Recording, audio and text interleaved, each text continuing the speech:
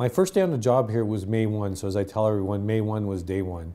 And my exposure to the media here in Alberta has been minimal up until that time. So as I approached year end, I thought, you know, it'd probably be a very good opportunity to perhaps have the opportunity to meet with media and share some of the wonderful things that are going on here in the province of Alberta with the RCMP.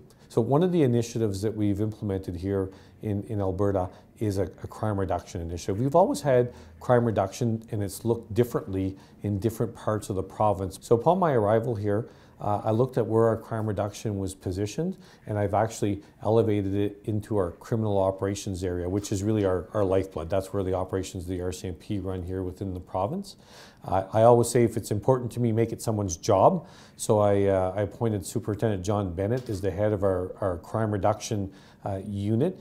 And his job is to stitch together crime reduction throughout the province. So we have a cohesive, comprehensive approach to reducing the crime that's impacting the citizens in Alberta. In many instances, you hear the people are committing certain types of, we talked about underlying issues with regards to crime reduction, and some of them are drug-related underlying issues where they may be committing crimes to feed potential drug habits. But if we look at I think the overall opioid crisis, it has been termed, we do play a role as the law enforcement body here in the province and in the country. And I think we play a number of roles. We certainly have a role in prevention and education. What I take comfort in here is we have a very experienced major crime unit that once we have that type of horrendous crime that occurs within our community, that take over that type of investigation and in short, run every lead we possibly can to ground to bring the person or people responsible.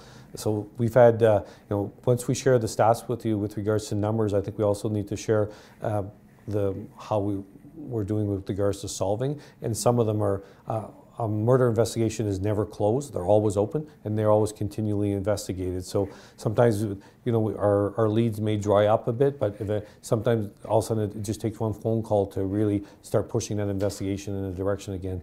But what I take comfort in here as the commanding officer is the quality of the individuals we have that form and the experience they have in investigating these types of crimes.